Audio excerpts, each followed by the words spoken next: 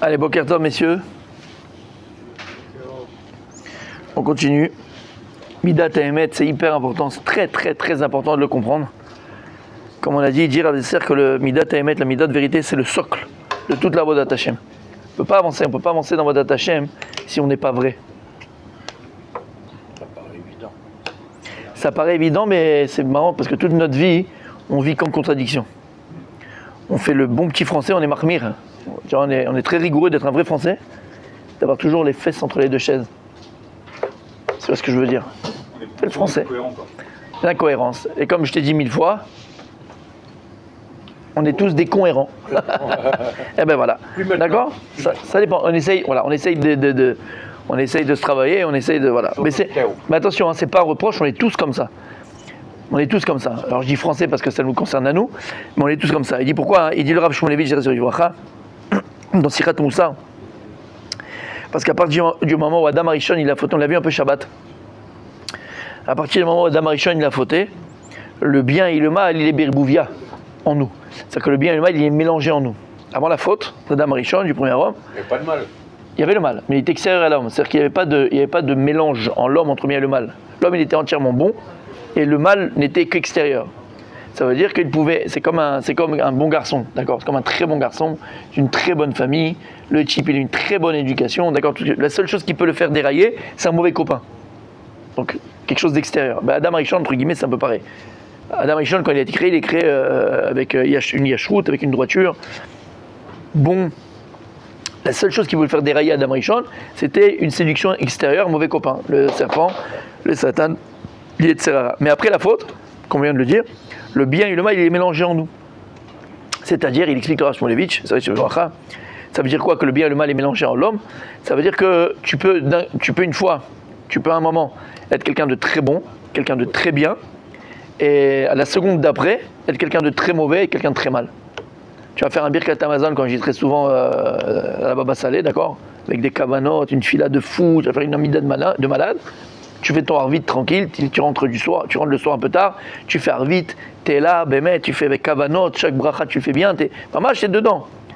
T'as fini ta amida, t'as fini ton arvit, tu t'assois sur le canapé, tu mets Canal+.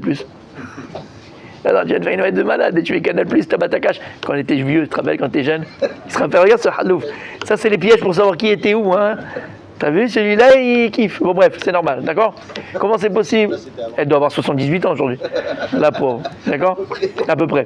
En tout cas, c'était notre époque, mon tzaddik, je ne connais pas les nouvelles. Bon, prochaine, c'est bon signe. En tout cas, t'as compris ce que je veux dire par là.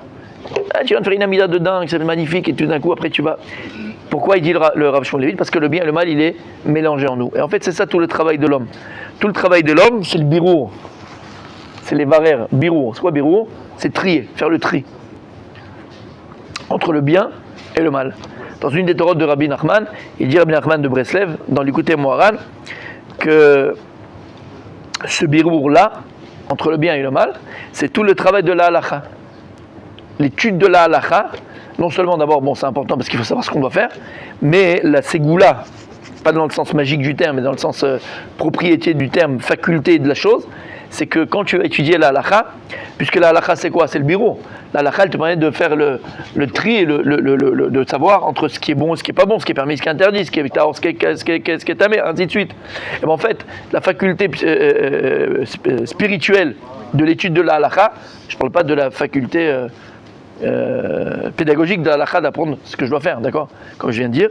Mais spirituel la halakha, c'est le birou. Et plus tu as étudié de la halakha, et plus tu as fait un birou en toi, dans ta personne, dans ta psychologie, dans ton être, entre le bien et le mal. Donc l'étude de la halakha, elle est très importante pour faire ce birou-là. Et comme on a expliqué plus d'une fois, le birou duquel on parle, c'est le birou entre le bien et le mal, et c'est le birou entre le bon et le mauvais. Par exemple, dans le repas, d'accord, dans l'alimentation. Dans l'alimentation, il y a, de manière biologique, physique, il y a un birou. Lorsqu'une personne, elle mange, le Kadosh Baruch Hu, il a créé le corps avec de telles fonctions que le corps, il sait ce qui est bon pour lui, ce qui est mauvais pour lui. En général et normalement, ce qui est bon pour lui, le corps, il le garde. Ensuite il le disperse il le diffuse et il le disperse à chaque endroit qui est dispatch exactement à chaque endroit approprié à ce que tu as mangé, le sucre, le machin, le protéine, ok. Et ce qui est mauvais, il le rejette. Ça s'appelle biro. C'est pareil. Donc en fait, toute la voda d'un homme, toute la voda d'une personne dans ce monde-là, il dit le harizal, c'est le biro. C'est le biro. Faire le biro entre le bien et le mal. C'est pour ça qu'on avait dit plus d'une fois que Shabbat, il y a 39 travaux. Un des travaux de Shabbat qui est interdit, c'est de trier. On n'a pas le droit de trier pendant Shabbat. Et il dit pourquoi ? Parce que Shabbat, Shabbat, c'est Brinat Olam Haba. La faute d'Adam Rishon, elle n'a eu d'impact uniquement sur les 6 jours de la création. Pas sur le 7e. Le 7e, il est Kodesh Kodashim. Comme on voit, le 7e, c'est le Shabbat. Donc, dans le temps, le Shabbat, c'est la Prina, c'est la notion de Olam Haba. C'est la notion, plus grande notion spirituelle sur terre, d'accord, Prinat Olam Haba, au niveau du temps. Par le temps, il est sacré. Il y a aussi l'endroit qui est sacré.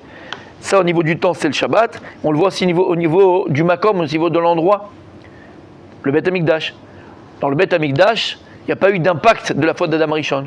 C'est pour ça qu'on sait qu'au Beth Amikdash, comme on a vu dans Maseret Chagiga, on avait dit, il y a une mitzvah de monter à Yerushalayim, et donc à Jérusalem, au temple, pendant les 3 fêtes. On appelle ça Aliyah la Regel. On a expliqué pourquoi on appelle ça Aliyah la Regel. Ça, Aliyah la Regel, c'est que le pied il monte, faire monter le pied. Aliyah la Regel. Alors Aliyah la Regel, c'est parce que tu montes avec tes jambes. Ok, il n'y avait pas à l'époque de voiture. Mais à niveau plus profond, c'est quoi Aliyah la Regel ? En fait, on a expliqué que la faute d'Adam Rishon, qu'est-ce qu'elle a amené ? La mort. D'accord ? Et comme on a vu, il y a plusieurs niveaux de Touma, d'impureté. La mort, c'est l'impureté, mais le plus gros niveau, Parashat Rukat. On a Parashat Rukat, Paradouma, qui vient ici purifier quelqu'un qui a touché un mort. Pourquoi ? Parce que le plus grand degré de Touma, c'est le mort. D'accord ? Alors la mort, comment elle est arrivée ? Avec la faute d'Adam Rishon. Maintenant, il y a une seule partie du corps, c'est-à-dire que si une personne, elle toucherait un mort, elle devient une impureté de mort. C'est le plus grand degré, d'accord ? C'est le 2e degré, puisque le mort lui-même, c'est le plus grand degré. Il vient Avatouma. Le seul moyen de le purifier, c'est avec la vache rousse. On connaît l'histoire, on l'a vu dans la paracha. Aval, il y a une seule partie du corps d'un mort qui ne rend pas tamé. Tu touches cet endroit-là d'un mort, tu n'es pas tamé. Dis pourquoi ? On avait dit déjà. Pourquoi ? C'est quoi ? C'est la plante des pieds. Pourquoi ? Parce que la plante des pieds, elle est tout le temps en contact avec le sol. Et le parterre et le sol, c'est la touma. Le parterre, c'est la touma. C'est pour ça qu'on ne marche pas pieds nus. C'est pour ça que quand on prie, on ne doit pas avoir les pieds découverts ou dire même le sol. Lama, parce qu'il y a une touma, il y a une impureté dans la terre. Pourquoi la terre, elle a été maudite ?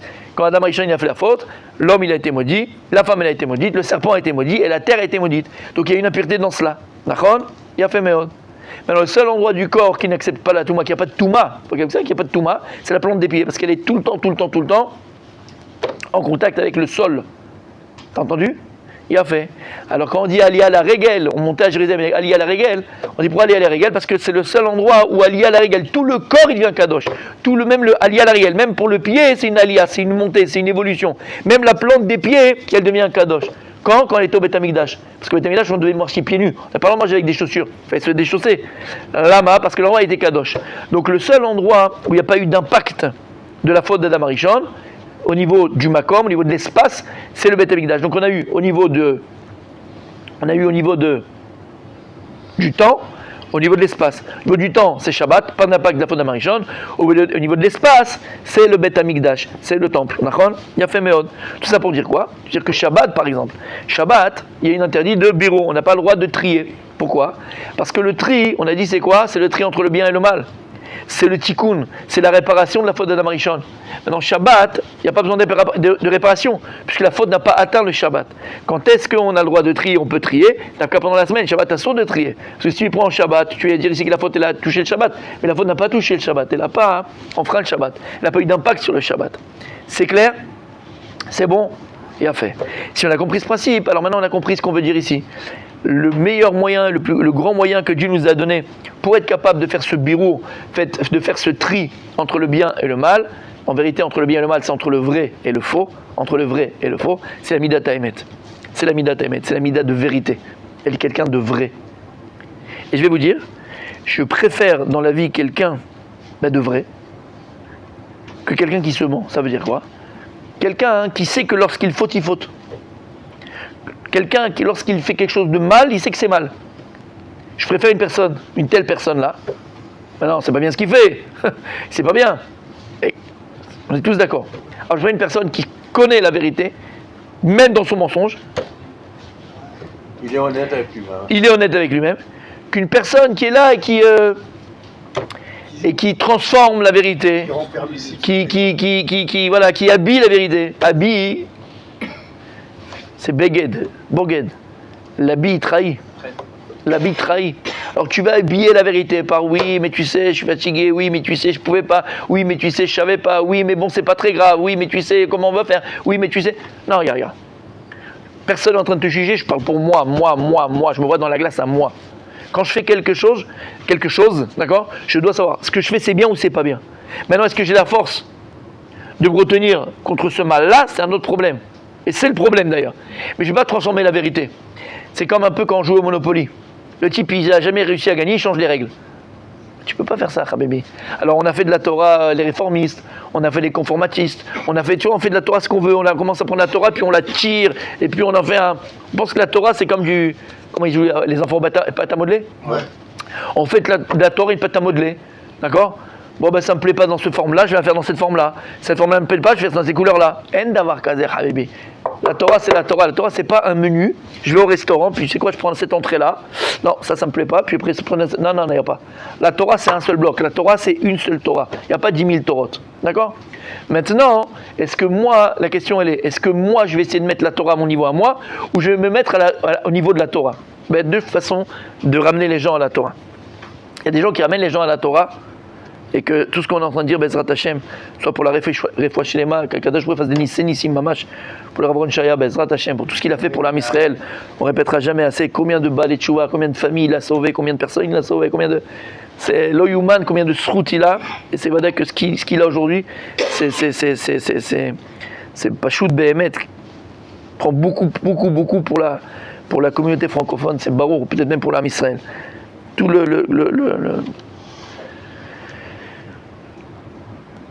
alors il y en a qui font ce que j'allais dire tout à l'heure, le zikouï arabim qu'il a fait. Zikouï arabim, donner du mérite aux autres. Mais il y en a qui font du zigouï arabim. Ils zigouillent le rabim. Tu as deux façons de faire quand tu veux amener les gens à la Torah. Soit tu comprends que les gens qui sont en face de toi, ils ont le potentiel de la Torah, et chaque juif il a le potentiel d'être grand dans la Torah. Et donc tu prends la personne et tu la montes au niveau de la Torah, ce qu'il a fait le Rav Shaya toute sa vie. Et soit tu dis non, regarde moi les bœufs que j'ai en face de moi, regarde moi ce bim, regarde cette tête de champion là. Qu'est-ce que tu veux que je fasse avec cette tête de champion là? D'accord? Alors tu sais ce que je vais faire? Je vais prendre la Torah, je vais mettre au niveau des gens. Mais qu'est-ce que tu fais de la Torah? Tu la jettes par terre. Tu la jettes à terre. Ça c'est facile de mettre la Torah au niveau des gens. T'as compris ce que ça veut dire? Ou soit non. Alors c'est ce qu'on fait un peu en France aujourd'hui avec le bac. Comme on a vu que les élèves ils ont plus le niveau, on va pas essayer d'élever le niveau des élèves au bac, on va baisser le niveau du bac aux élèves. C'est devenu la pacotille. Moi, je me rappelle quand mon grand-père, il me disait qu'il a eu le brevet des collèges. Le brevet, c'était le 3e, je crois. Ouais, PC, d'accord? Oui, moi. Non, mais c'était HEC à l'époque. Je parle en 1900, d'accord, en 38 ou en 25 ou en... Non, quel 38? En 25 ou en... C'est le BEPC en France. En 1900, dans les années 20, comme ça, c'était le bac. Personne n'avait ça. Qui arrivait en 3e? Personne n'arrivait en 3e. Ils travaillaient à l'âge de 14 ans et 12 ans, les enfants. Il n'y avait pas qui allait. C'était le... D'accord, aujourd'hui que le bac, il n'a aucune valeur. Qu'est-ce que c'est une valeur, le bac? Aucune valeur. Lama, la mentalité qu'on va avoir. Quelle philosophie on a de la vie et de ce qu'on fait avec les gens. Ben, c'est pareil pour la Torah. C'est exactement pareil pour la Torah. Soit tu comprends que la Torah, c'est les gens que tu veux mettre au niveau de la Torah, soit Khadesham, il y en a qui zigouillent Arabim, ils te zigouillent le Rabim. D'accord? Eh bien c'est pareil. Alors en fait, à Kadosh Baruch Hu, ils donnaient le moyen. Rabbi Raphaël Hachem, il donnait le moyen, Behemet, pour être quelqu'un de vrai. Quelqu'un de vrai, quelqu'un de sensé. Pourquoi est-ce qu'on dit Rabbi Raphaël quelqu'un de sensé? Quelqu'un de sensé, c'est quelqu'un qui donne un sens. Qui donne un sens à ce qu'il fait. Et le sens que l'on donne à ce que l'on fait, c'est la vérité que l'on met dans ce que l'on fait. Quand les choses que l'on fait, elles sont émettes, elles sont vraies, elles ont un sens. Mais à partir du moment où c'est faux, ça part dans tous les sens. T'as compris ce que je veux dire? Insensé. Et donc c'est insensé. Et donc c'est insensé. Et je te parle à toi, je parle pas pour toi. C'est pas pareil. Non. Moi je te parle à toi. Je parle pas.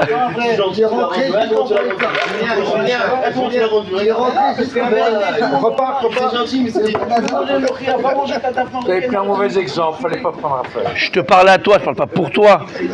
T'as compris ce que je veux dire par là? Tu comprends mal alors. Mais lui, personne il est fait. Chacun comprend ce qu'il veut comprendre, mon tzaddik. Ah voilà. Bien sûr, bien sûr, bien sûr, bien sûr. Au D'accord. idéal.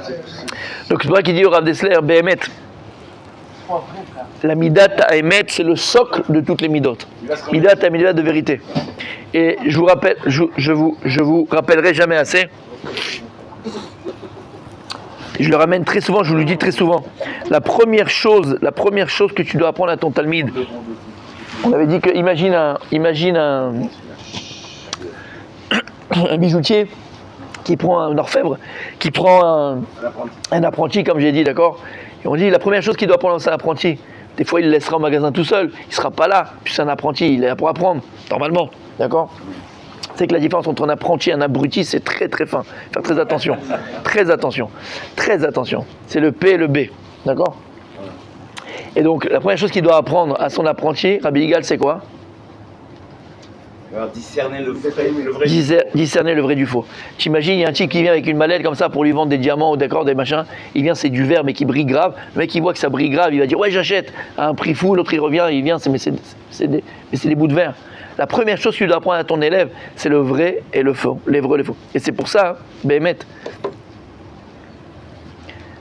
une des choses qui nous aide à devenir des gens vrais, c'est pas un chidouche que je vais vous dire, hein, mais il faut se le rappeler, il faut côtoyer des gens vrais.